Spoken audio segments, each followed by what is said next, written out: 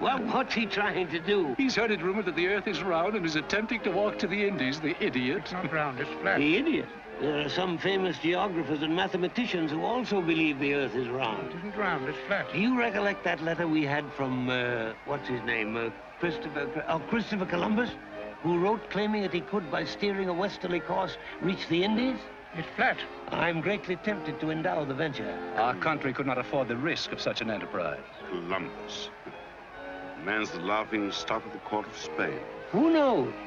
The future may prove Ferdinand's court was the laughing stock. It isn't round. What are you mumbling about, Doctor? The Earth isn't round, it's flat. How do you know? I've observed it in all my travels over Europe. It's flat. Everywhere it's flat. Oh, let's listen to the play. The old can never last. The new is claiming its place. It's foolish to cling to the past.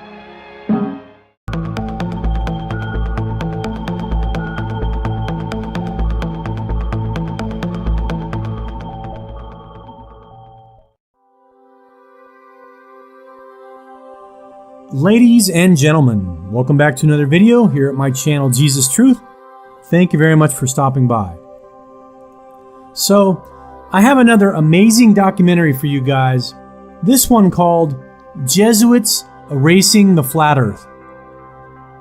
This video reinforces and verifies the information from the last video I did called Flat Earth, Jesuits and the Global Conspiracy. And once again, it exposes the greatest lie of all time, which is that we live on a globe Earth that is spinning through space, which is just ridiculous. This video was produced by the YouTube channel called Migmag. I will leave a link down below. And to Migmag, I would like to say thank you and much respect, brother, much respect for producing some great videos.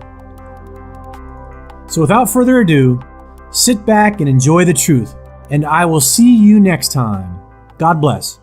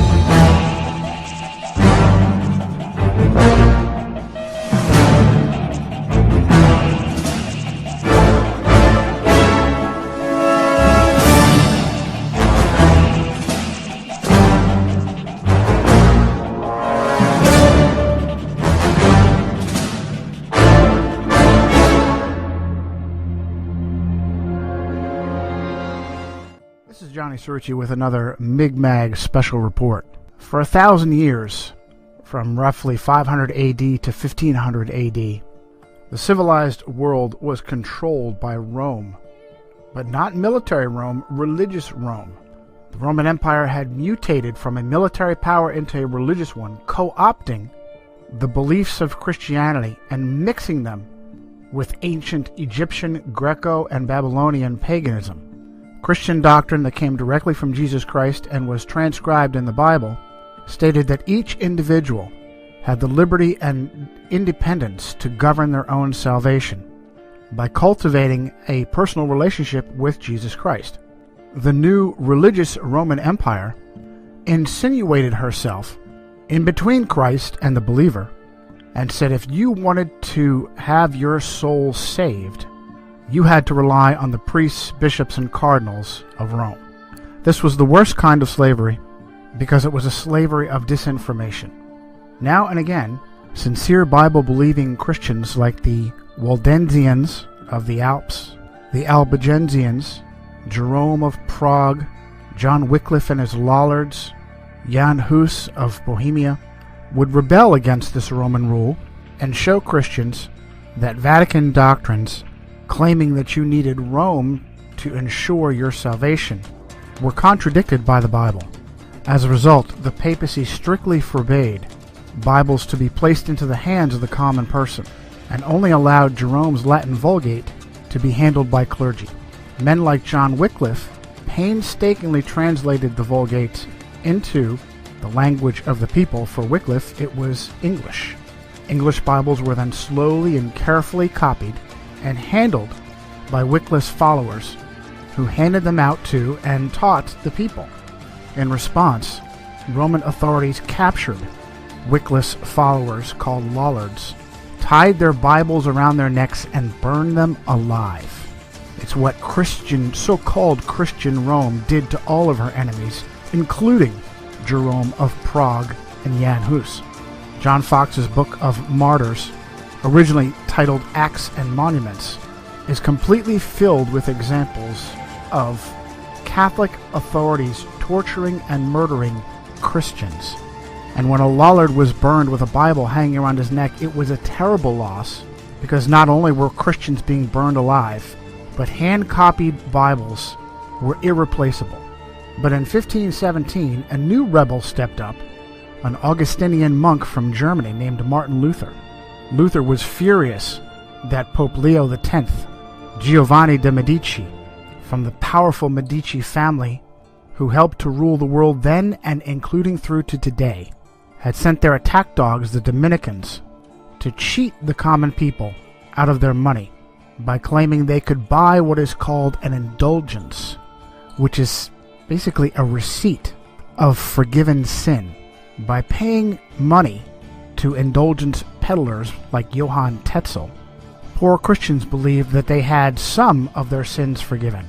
Worse, they were told that dead loved ones were in purgatory, and they could give money to these indulgence peddlers, and the Pope would then release their dead loved ones. Luther wrote 95 short paragraphs or theses, and on November 1st of 1517, All Saints' Day, posted them to the doors of All Saints Cathedral in Wittenberg. But what was different about Martin Luther's protest and the protests of previous Christians was the movable type printing press of Johannes Gutenberg. The 95 theses were translated and replicated by the Gutenberg press and spread like wildfire.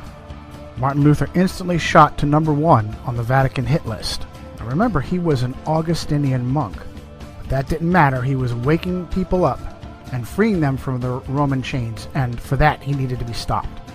He was kidnapped by his benefactor, Frederick the Wise of Saxony, and held at Wartburg Castle for several months to protect him from Vatican assassins. During that time, he translated the Bible into vernacular German, and it may have been the most important thing he ever did, starting with the New Testament and then later the Old Testament. But now the Gutenberg press started printing off large quantities of common language Bibles, and the fires of the Inquisition couldn't keep up. Other brave Christians, like William Tyndale, also a Roman Catholic priest, began translating Bibles into the language of their people. Tyndale was English, like Wycliffe, and he too was eventually executed by Rome for his crime. But now Rome had a problem. There were too many Bibles and Bible translators to be kept in check by burning them all. A new tactic was born, a tactic that English Cardinal Thomas Wolsey called learning against learning. And that tactic was to discredit the Bible in order to force people to return to accepting Rome as the ultimate authority over their body and soul. In this tactic of learning against learning, Rome would literally rewrite reality and weave a false reality matrix that we now all swim in to this day. For thousands of years, mankind understood the earth to be flat and stationary. Only rarely did men like Pythagoras attempt to claim otherwise. And it's interesting to note that many Freemasons consider Pythagoras to be one of the first of their craft. But now rewriting our reality as a tactic to discredit the Bible became a top priority in the face of Martin Luther's 1517 Reformation, Protestant Reformation. The Catholic response would be the Counter-Reformation, and it would be spearheaded by a Spanish Templar knight named Ignatius of Loyola and his followers, whom we call today the Jesuits. Their first opportunity came from the Vatican's mathematician, a Polish priest named Nicholas Copernicus. Copernicus gave birth to the modern heliocentric model of the universe with his work De Revolutionibus Orbium Celestium, on the revolutions of the heavenly spheres. Copernicus knew he was weaving a matrix of lies and wanted to hold publication of De Revolutionibus until after his death. But powerful Roman Catholic clergy like Tiedemann Gies, Bishop of Culm, and the papal secretary himself, Johann Wiedmanstadt, forced him to publish in 1543.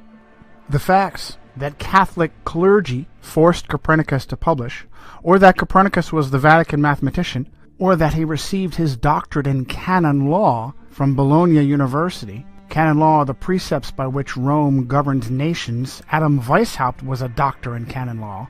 Or that he was a Roman Catholic priest. These have all been swept under the carpet. But Copernicus never married, and even the Catholic Encyclopedia had to note that in 1537 King Sigismund of Poland put Copernicus's name on the list of 4 candidates for the vacant episcopal seat of Ermland, which makes it probable that at least in later life he had entered the priesthood. Also swept under the carpet has been the timing of the publication of De Revolutionibus, right on the heels of Martin Luther's Protestant Reformation. And if that's not clear enough for you, how about this? A Vatican agent named Georg Joachim Redicus, who was originally born Georg de Porus, had insinuated himself into the Luther Reformation and was in Wittenberg when he left to become a close student of Copernicus. Sources like Wikipedia claim that Redicus was sent from reformer Philip Melanchthon, a dear friend of Martin Luther, but it is absolutely Roman Catholic disinformation. In the Table Talk of Martin Luther, the great reformer is quoted as having said, "There is talk of a new astrologer who wants to prove that the earth moves and goes round instead of the sky, the sun, the moon, just as if somebody were moving in a carriage or a ship might hold that he was sitting still and at rest while the earth and the trees walked and moved. But that is how things are nowadays. When a man wishes to be clever, he must needs invent something special, and the way he does it, he must needs be the best. The fool wants to turn the whole art of astronomy upside down. However, as Holy Scripture tells us, so did Joshua bid the sun to stand still, and not the earth." In his lectures on the book of Genesis, Luther said, "We Christians must be different from the philosophers in the way we think about the causes of these things. And if some are beyond our comprehension, like those before us concerning the waters above the heavens, we must believe them and admit our lack of knowledge rather than either wickedly deny them or presumptuously interpret them in conformity with our own understanding." The great reformer Jean Calvin, also known as John Calvin, called Copernicus a dreamer who has a spirit of bitterness and contradiction, reprove everything and prevent the order of nature. "We will see some who are so deranged," Calvin said, "not only in religion, but who in all things reveal their monstrous nature, that they will say that the sun does not move, and that it is the earth which shifts and turns. When we see such minds, we must indeed confess that the devil possesses them, and that God sets them before us as mirrors in order to keep us in his fear. So it is with all who argue out of pure malice, and that happily make a show of their imprudence. When they are told this is hot, they will reply, no, it is plainly cold. When they are shown an object is black, they will say, no, it is white, and vice versa. Just like the man who said that the snow is black, for although it is perceived and known all to be white, yet he clearly wished to contradict the fact. And so it is that they are madmen who try to change the natural order, and even to dazzle eyes and benumb the senses. Do you think Calvin knew how the Freemasons were used by the Jesuits? When they are shown an object as black, they will say it is white. We're talking about our government here. No, we're talking about a crime, Bill, pure and simple. Y'all gotta start thinking on a different level, like the CIA does. Now, we're through the looking glass here, people. White is black, and black is white.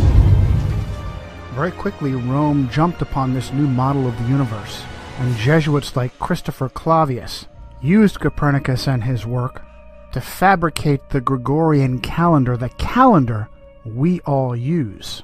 Rightly did the prophet Daniel say in chapter 7, verse 23, that during his vision a being standing near him said, "The fourth beast shall be a fourth kingdom on the earth, which shall be different from all other kingdoms, and shall devour the whole earth, trample it, and break it into pieces.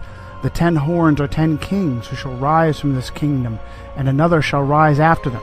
He shall be different from the first ones, and shall subdue 3 kings. He shall speak pompous words against the Most High, shall persecute the saints of the Most High, and intend to change times and laws.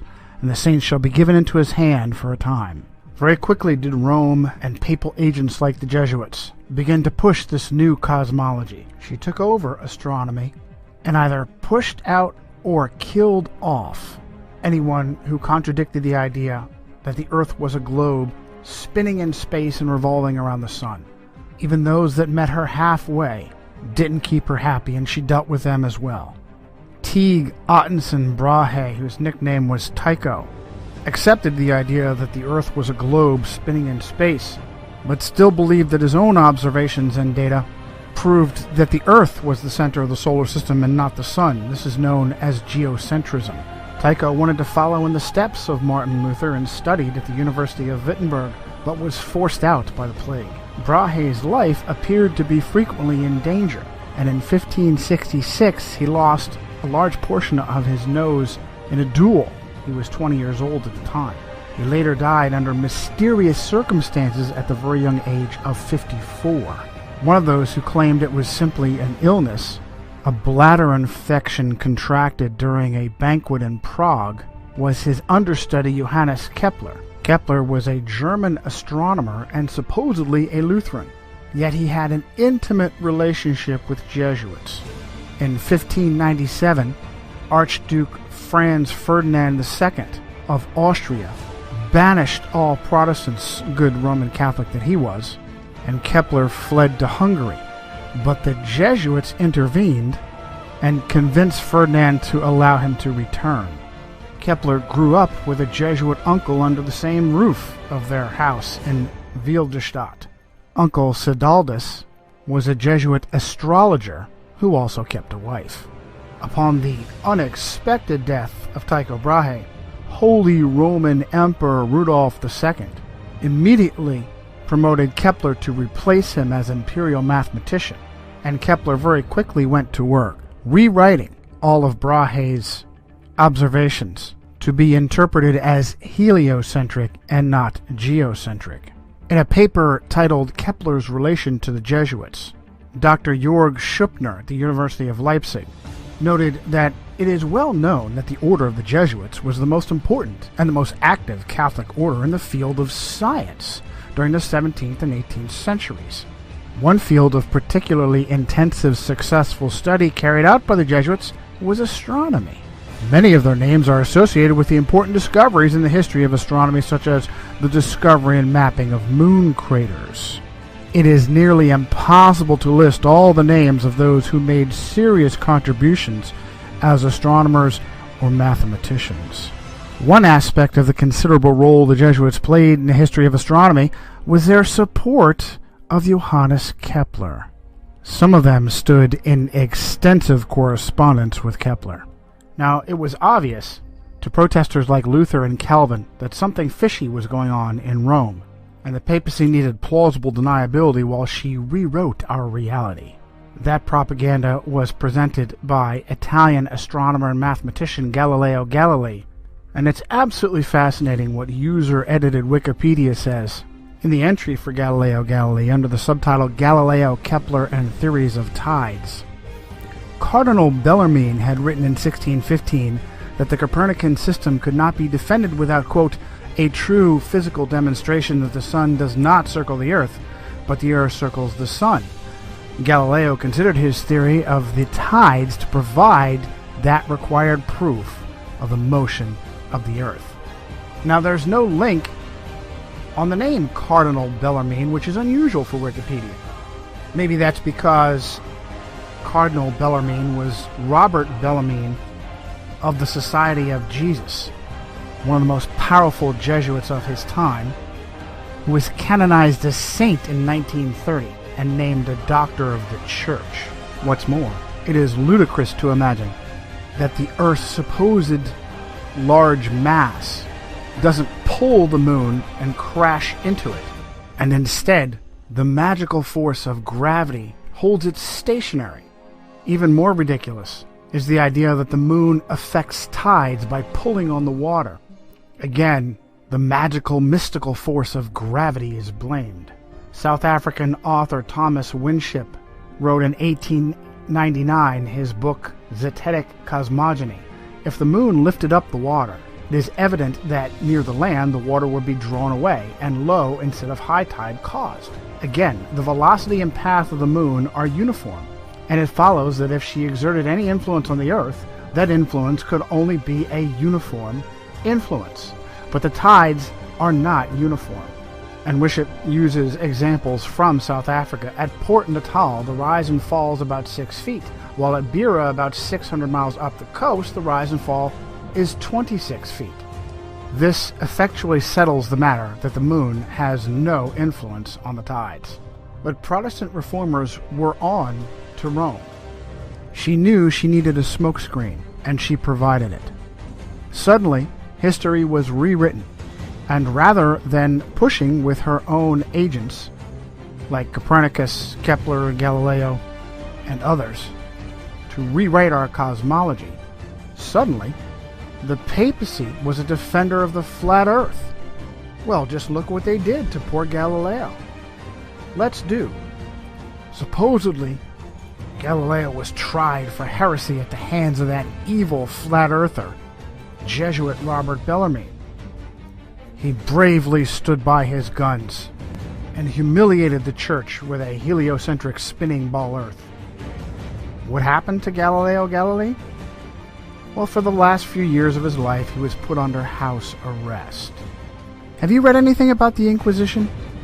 Do you know what the Inquisition did to people when it truly considered them an enemy? Things like rotating their arms backwards until they were pulled out of their sockets, inventing special instruments that could be jammed into a person's body to rip open their bowels, putting them in a special sarcophagus filled with spikes that would jam into them to the bone. Did you ever hear of Edgar Allan Poe? Are you familiar with his short story, The Pit and the Pendulum? About a swinging, razor-sharp pendulum that lowered across a victim and would take hours to slowly saw that victim in half. Did you know it was based upon the Inquisition? A little-known secret is that the Jesuits now own astronomy. When their missionaries went across the world, across our flat earth, the first thing they did was insinuate themselves in royal courts to become the official astronomer of that kingdom. China is a great example. One of the first Jesuits in China was Matteo Ricci. Ricci and his successors like Adam Schall and Ferdinand Verbiest were all the royal court astronomers and eventually fabricated the calendar for the Chinese emperor. Today, the Jesuits even have their own observatories both in Italy and in America. They use their puppets in American government to steal Apache holy ground on Mount Graham in Arizona. Are they reaching out extraterrestrially or interdimensionally? They appear to have answered our question with the latest piece of technology on Mount Graham, the Large Binocular Telescope Near-Infrared Utility with Camera and Integral Field Unit for Extragalactic Research, also known as Lucifer. And it's not surprising given the success the Jesuits have had in rewriting our reality. Now, we're supposed to believe that Rome was against the spinning ball Earth heliocentric cosmic accident cosmology of our modern understanding. Yet at every step of the way, Jesuits or Jesuit agents were there to bolster our false reality, hiding whenever possible behind convenient Jews. And for more on that, see our special report, It's the Jews, from Johnny Cerrucci and Mi'kmaq. Needing to contrive an origin for our accidental existence that contradicts the Bible. Jesuit-trained Belgian priest Georges Lemaitre is the father of the so-called Big Bang Theory, the idea that first there was nothing and then it exploded. He was a close co-worker of just such a Jewish puppet, Albert Einstein. Einstein bolstered the Jesuit cosmology with his convoluted theory of relativity. The problem was that observations of both scientists and laymen weren't matching what so-called astronomers were telling us. And so Einstein fabricated the theory of relativity to claim that your reality was relative to the time-space continuum.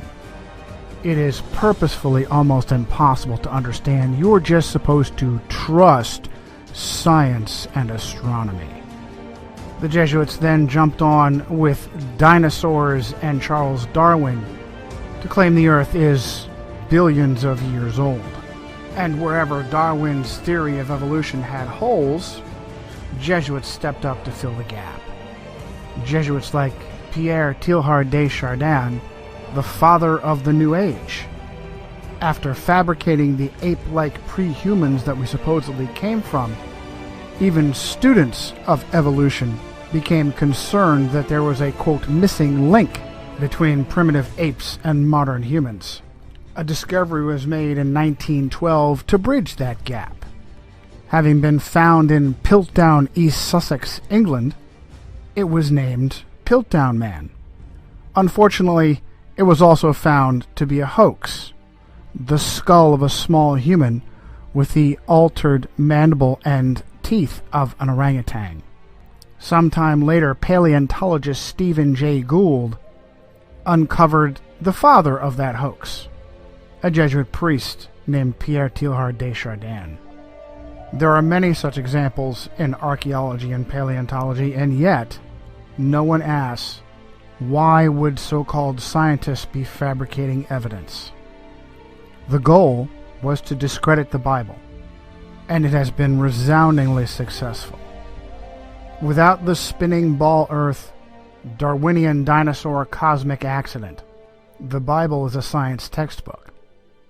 With it, critics laugh and question the Bible, and instead look to human authorities to save their souls, such as the Vicar of Christ himself, who is for the first time in Roman Catholic history a Jesuit priest. This has been Johnny Cerrucci for a Mi'kmaq Special Report.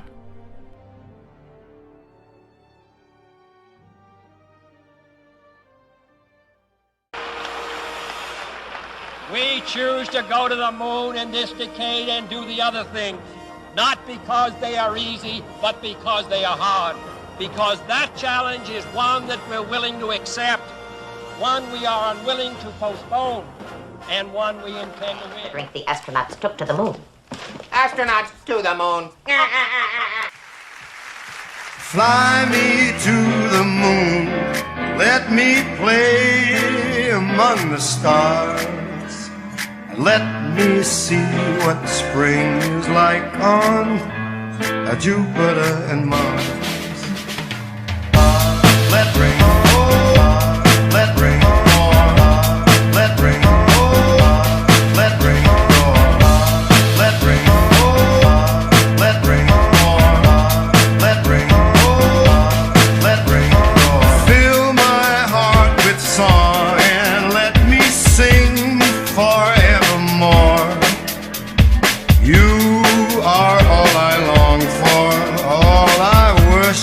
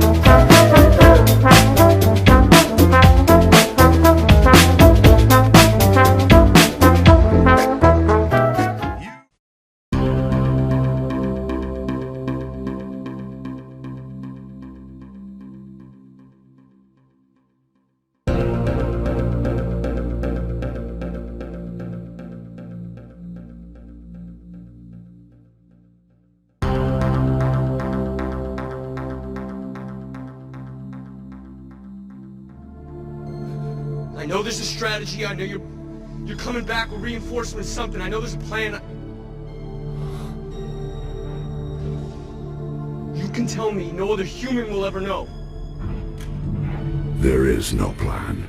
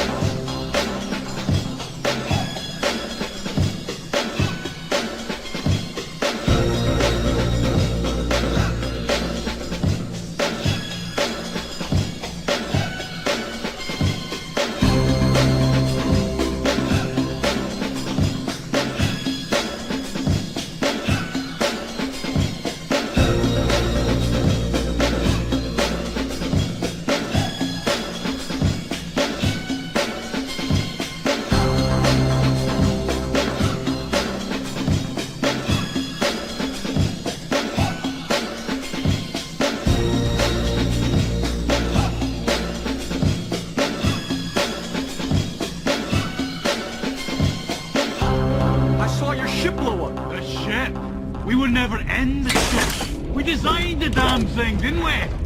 We were hidden in the first booster rocket to separate. Splashed down back in the Atlantic just as planned. We ain't going nowhere.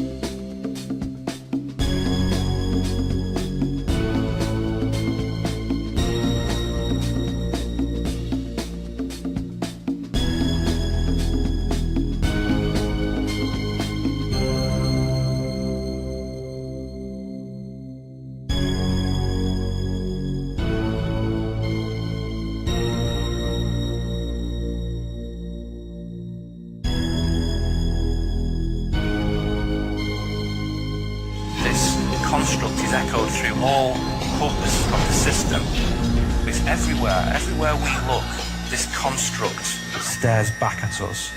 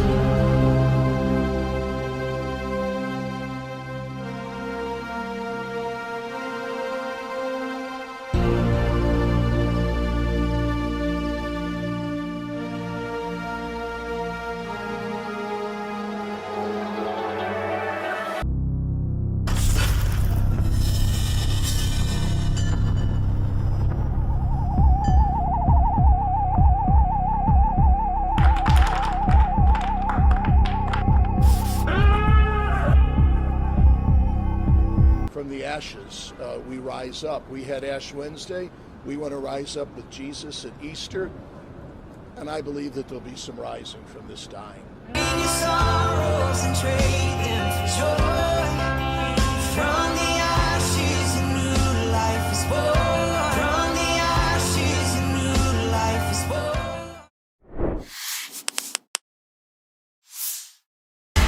When I lose control, bad things happen.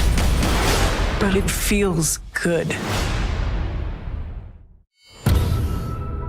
Ladies and gentlemen of NASA, this is Charles Xavier. Help is on the way. We're doing space missions now. Cool. We get the astronauts, we bring them home. Go. Heat signature's rising fast. We gotta get out of here. Where's Jean? Where is she? Jean!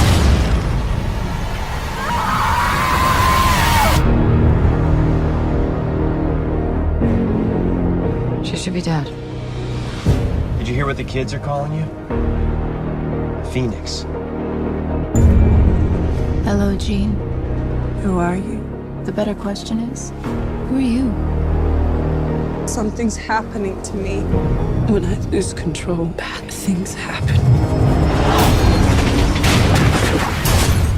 But it feels good. That power destroyed everything it ever came into contact with. Until you. The X-Men fear you. And what they fear, we seek to destroy. She'll kill us all.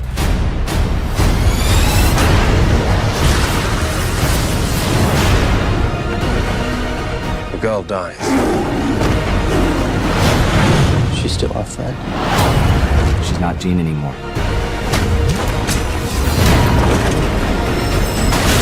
Are you threatening me? That's right. That would be a bad idea.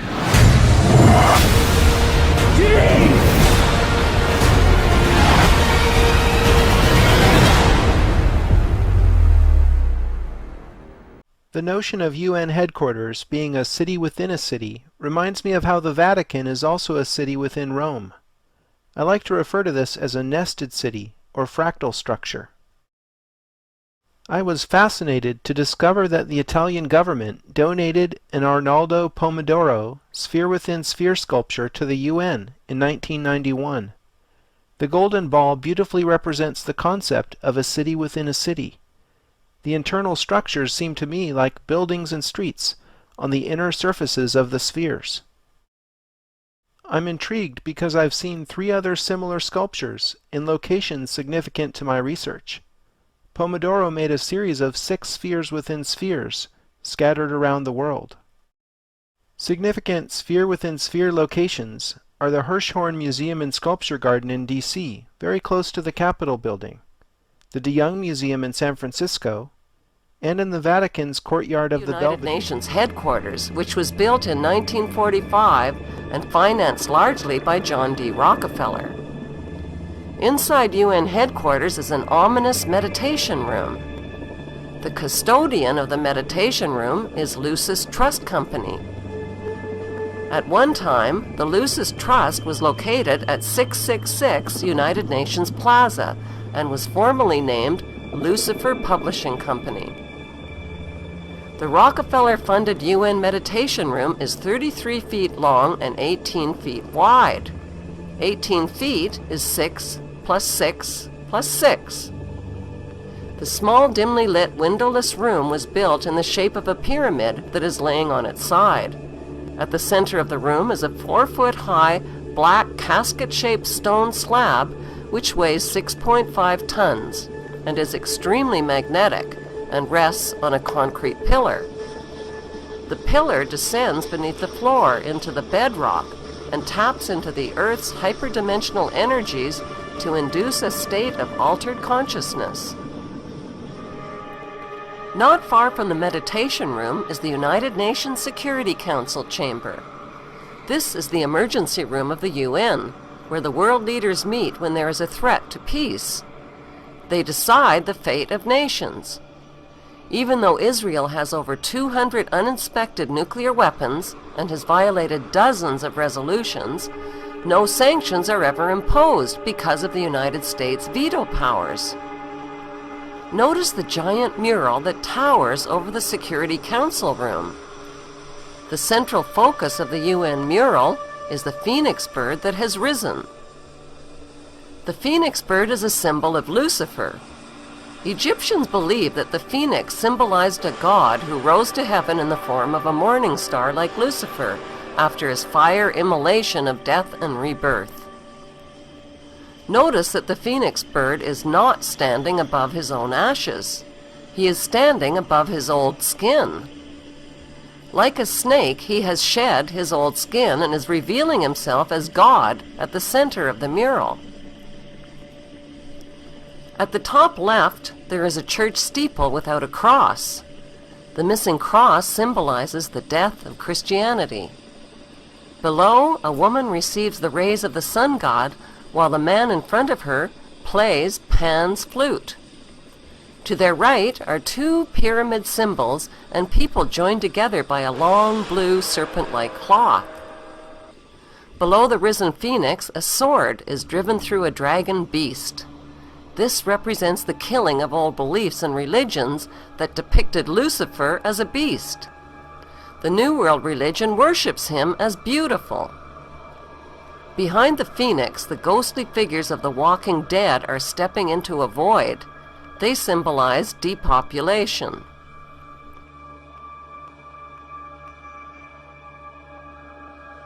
On the right panel, the pale horse from the book of Revelation is the bringer of death to humanity through weapons, hunger, and disease. The man is releasing him. The chained black man represents slavery, while the top panel of the mural shows a technologically advanced white race who control industry, art, and science. In this post-apocalyptic mural, the military man standing on the tail of the beast represents worldwide military power. He tips his helmet to the elite, who are climbing out from underground cities where they safely hid from the apocalypse.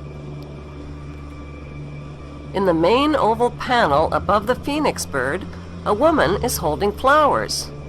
She is the bride in a wedding ceremony. Who are these newlyweds that are kneeling submissively beneath the serpent in the overhead tree? Could the newlyweds symbolize William and Kate?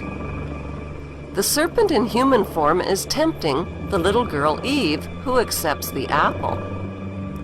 On the right side of the top panel, a reptilian green creature with scaly skin is dancing with a naked woman while musicians entertain him. The general message of the UN's Phoenix Rising mural is that humanity is stepping into a new Luciferic reality. Beneath this disturbingly prophetic mural, world leaders make global decisions that affect the lives of nearly 7 billion people.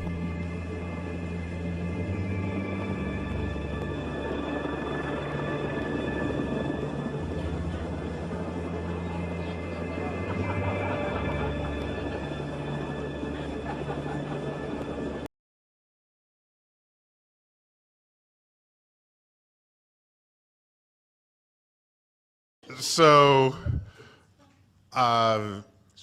you spin, when you spin pizza dough, it kind of flattens out. Yeah. Gets wider in the middle. And so Earth, throughout its life, even when it formed, it was spinning. And it got a little wider at the equator than it does at the poles. So it's not actually a sphere. It's oblate. And officially it's an oblate spheroid. That's what we call it. But not only that, it's slightly wider below the equator than above the equator. A little chubbier. A little chubbier. Yeah. Chubby's a good way. It's like pear-shaped. Pear-shaped. In a nanosecond. The problem is we don't have the technology to do that anymore. We used to, but we destroyed that technology, and it's a painful process to build it back again.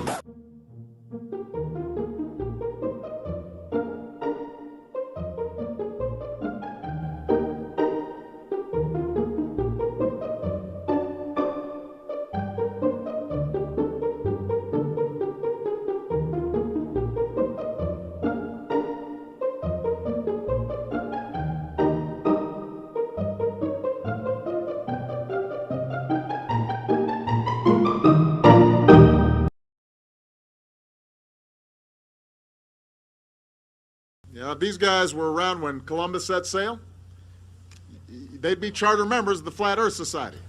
It's the current members of the Flat Earth Society in Congress. And again, I just want everybody to be clear, because sometimes when you listen to the news and you listen to some of these other politicians, they seem a little bit confused about what I'm saying. You know, if some of these folks were around when Columbus set sail,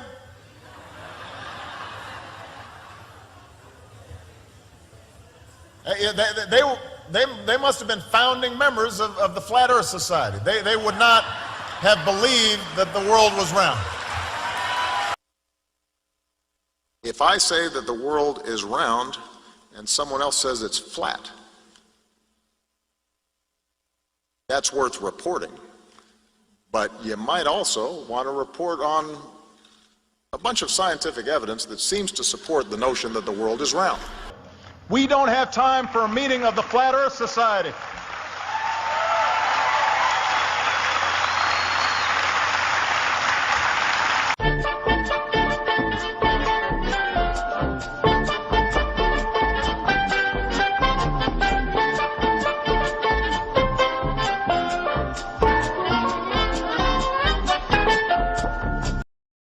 Humans, for the most part, don't have a clue. They don't want one or need one either. They're happy. They think they have a good bead on things.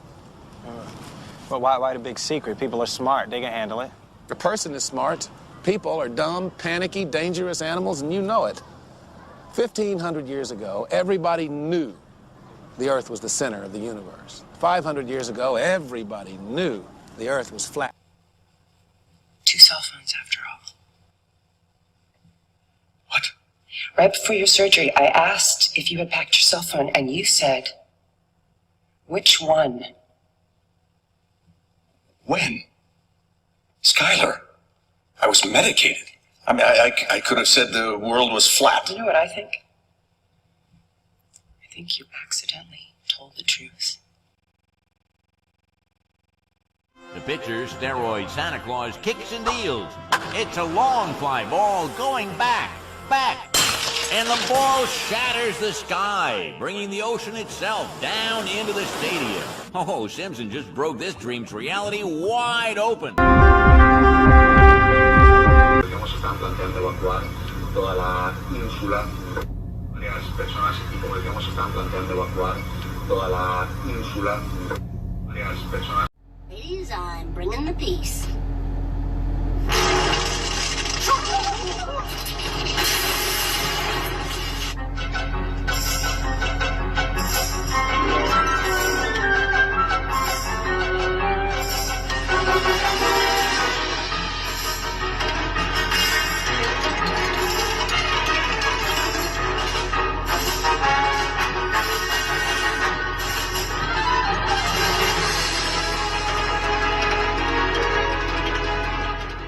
I wanted to make this video because one of the criticisms that I hear about the flat earth all the time is that there's no engineer, no scientist, or no educated professional that would say that the earth is flat. Well, I beg to differ. One great example of that is Wernher von Braun. Wernher von Braun was a German engineer who worked on rocket technology, first for Germany and then for the United States.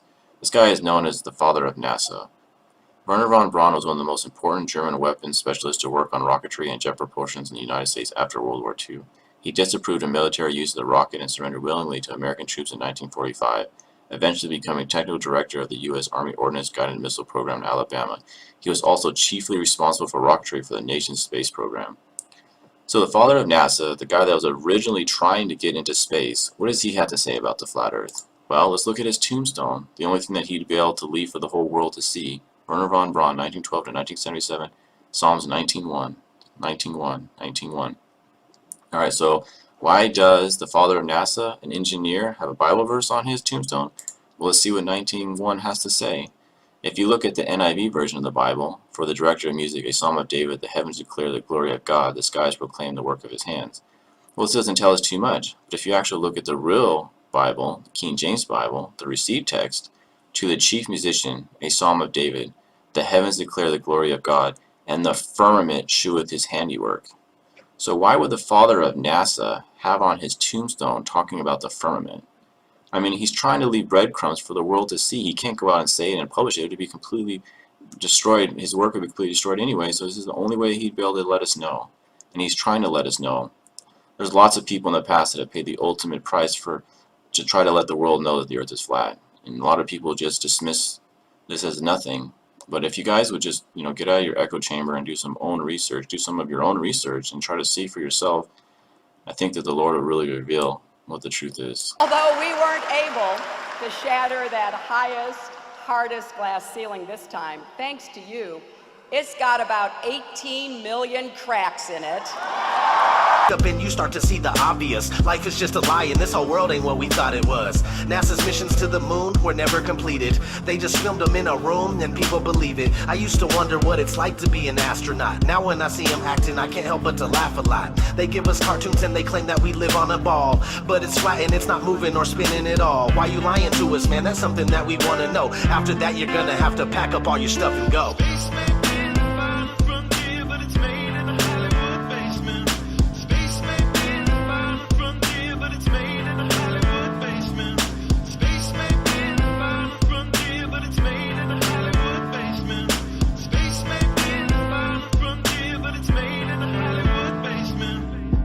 History has been rewritten by winners of wars. The Jesuit order, Khazars, Freemasons, and more. They pulled the veil over our eyes, and it's time to awaken. Through organized indoctrination, our minds have been taken. It's time we take our power back and we rescue our people. The Vatican and the bankers are like Resident Evil. They may have had the greatest plan that was ever concocted, but Illuminati never thought that they'd ever be spotted. They're manufacturing reality all in our heads. They tell us if the earth is flat, then we'll fall off the edge. But if it is a spinning ball, we won't fall off it then. And gravity is our imaginary magic friend. Why is water always flat when unmanipulated? Why are pictures of the earth computer generated? Why you lying to us, man? That's something that we want to know. After that you're gonna have to pack up all your stuff and go.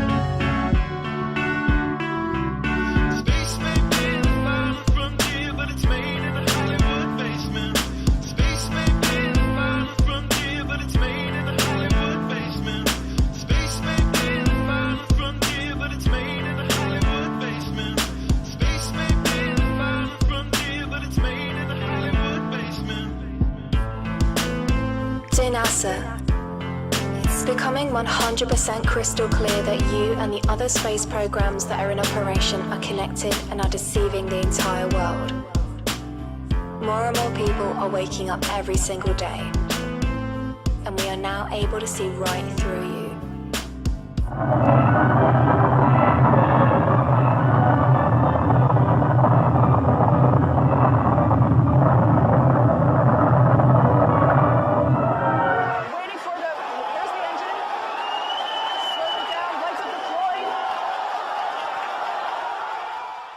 And I'm sure I'm not the first one at this point to have seen what I'm going to show you, the iPet goat.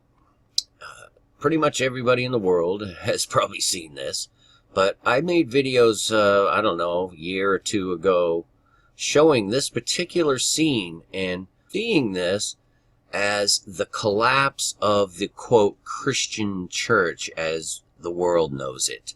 There are true Christians, there are pseudo-Christians, there are all sorts of Christians, and not many of them even know what a Christian really is, never mind actually live like a Christian. But I digress. When this steeple here, this spire, falls, it's interesting to watch a very specific part of it, and I'm going to try and give you the comparison to these two first, the best I can. So we'll get this one started, and we'll bring this one up and get this going. And you can see, that's pretty crazy, right?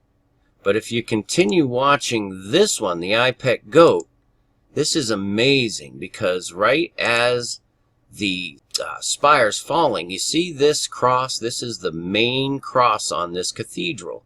And watch as the spire takes out the cross right there, okay? At exactly 6:11 on the timestamp, and this is the original video. So right at 6:11, it takes out the cross. And oddly enough, if you look at this cathedral, right? I'm going through this article, and like I say, I haven't had a whole lot of time to go on this. Let me get rid of this here. But you'll see down here, somewhere, they put a lot of pictures on there. I have the wiki here, too. Let me get the wiki for you. Oh, yeah, it was the Boston Marathon yesterday, too. Right here. The cathedral was begun in 1160 and largely completed by 1260. 1160. And if you look at the timestamp on the iPet goat, 11:6, which also, you know, flip those around, you have 9/11, 9/11, right? But that's not all. The completed by 1260. Now, this is just crazy, but okay, the Boston Marathon, the 123rd.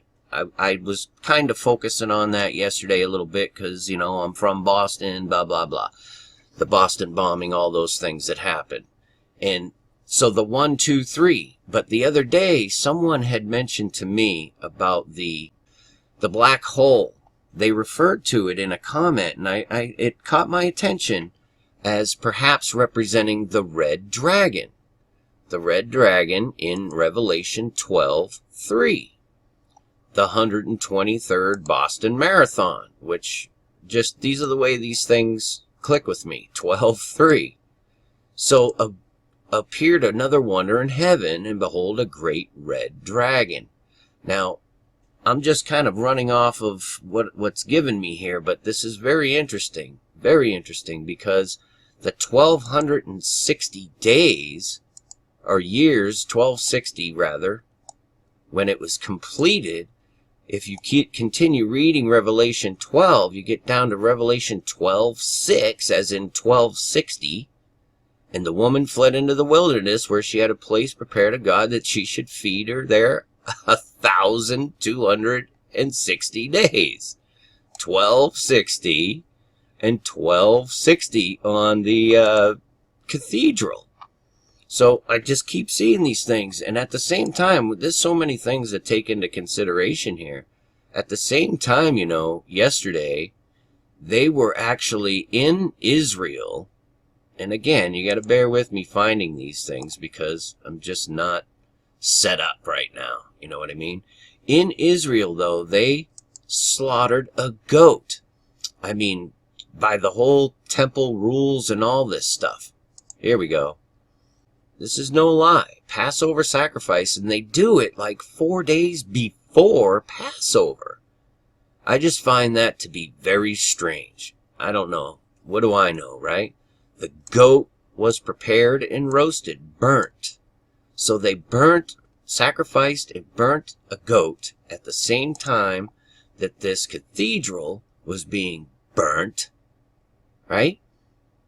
This is just crazy stuff, you guys. I don't know how exactly to put this all together, but hopefully I'll get to it again later and put some more time into this, because, you know, my spirit's like kind of going off the charts with all these things going on here.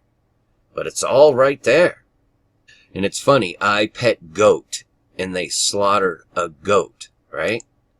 And when you continue watching this, I mean, basically it depicts their new world. This is the destruction of, quote, Christianity as the world knows it. And in comes the new Jesus and the morning star. That's just how I see it, basically. Look in Isaiah again. We were just in Isaiah the other day on Isaiah 14. Yeah, Isaiah 14. How art thou fallen from heaven, O Lucifer, son of the morning? Right? And that's basically what they're depicting right here. along with the scorpions, the pyramids. The pyramids get destroyed. It's their phoenix, if you will. I haven't looked at Ipet Goat in a long time, but that's what we're looking at. That's what my spirit's telling me. That's what we're seeing right there. This is symbolizing the death of Christianity and the rise of the New World religion, which these guys, this is just crazy to me. These Israelites, these Jews that are doing this sacrifice of the goat. Why are you doing the Passover goat 4 days before Passover? That's just insane. And like I say, I hope to get to more of this later. I really do. But that's all I can give you right now. And it's real. And just be in Christ. I mean, I'm telling you, it's really manifesting fast. And you got to be on that rock. Be in Christ. Praying always. Singing in your spirit. Knowing that He has the victory. Amen. Believe in the future's face. It pains me to relate that death is the fate of noble and peasant alike, who are born in a womb and end in a tomb. Who is Phoebus? Phoebus, the sun god. The sun god. Who is Phoebus? Phoebus, the sun god. The sun god. Who is Phoebus? Phoebus, the sun god.